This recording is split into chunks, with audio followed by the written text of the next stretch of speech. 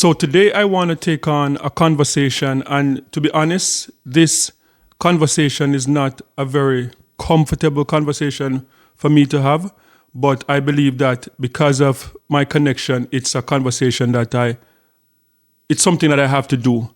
And this is about the Caribbean community in Canada stunned over the weekend when two Canadians were killed in the Caribbean.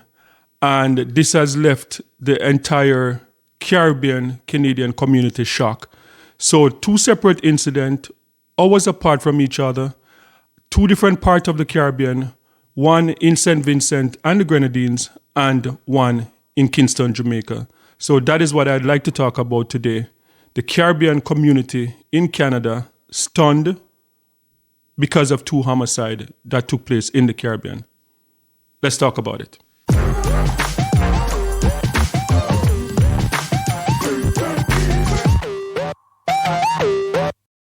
Yes, so as I said, this is a very uncomfortable conversation for me to have.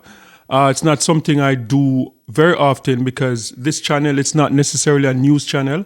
I like to talk about trending topics in the Caribbean. I like to talk about, to dive deep into the Caribbean history. And the purpose is pretty much bringing the Caribbean together under one umbrella.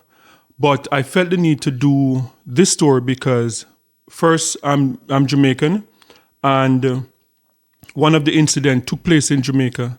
And then second, I consider St. Vincent and the Grenadines like a second home because my wife, that is where she's from. And it is so crazy that these two incidents took place in both islands, in St. Vincent and the Grenadines and in Jamaica.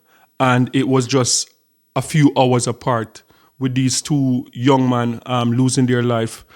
And it is, as I said, the Caribbean community in Canada is left stunned.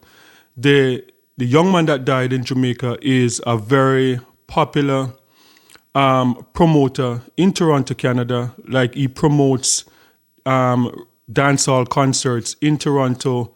Like if you go to any of the Caribbean restaurants in the city of Toronto, you'll see like his flyers in those restaurants promoting his events. He also have a clothing line in Toronto, Canada.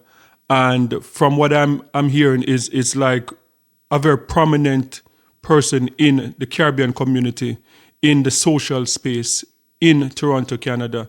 So it was shocking to people learning that after going to Jamaica to attend the Vybz Kartel concert, that he was gunned down over the weekend.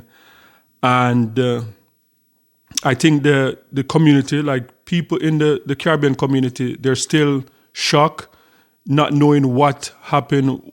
Was this like a setup? Like, why did it happen?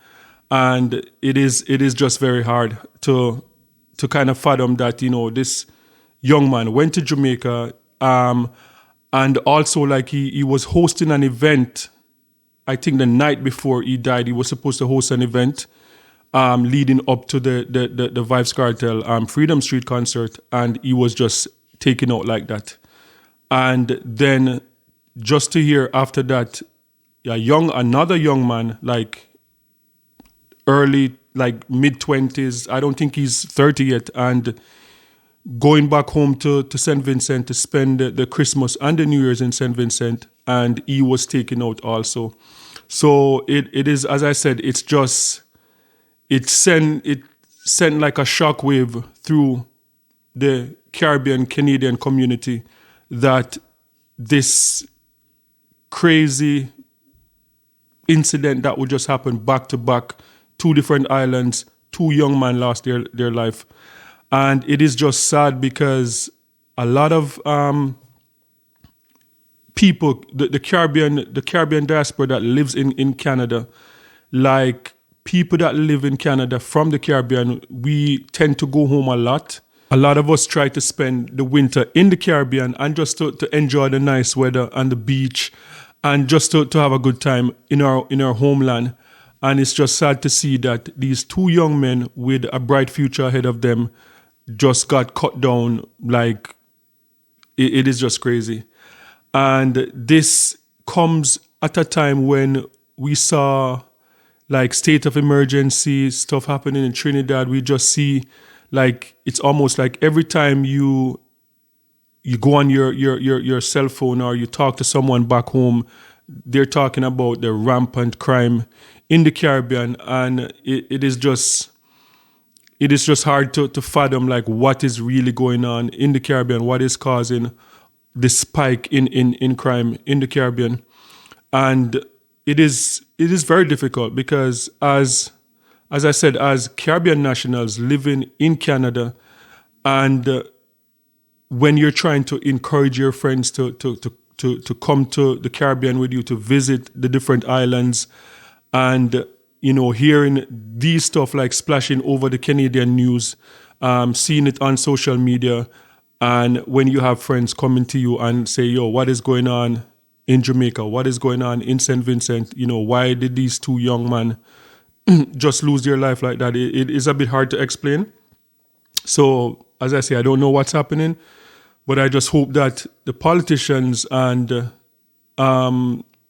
would get like a hold on this crime problem in the Caribbean. I hope that there's something can be done in the future in terms of the guns coming in from the United States of America. I know like in the UN, like all the leaders in the Caribbean address the whole gun issue going into the Caribbean and not getting any help from the USA to stem the flow of guns coming in the Caribbean. So it is just, as I said, a sad week.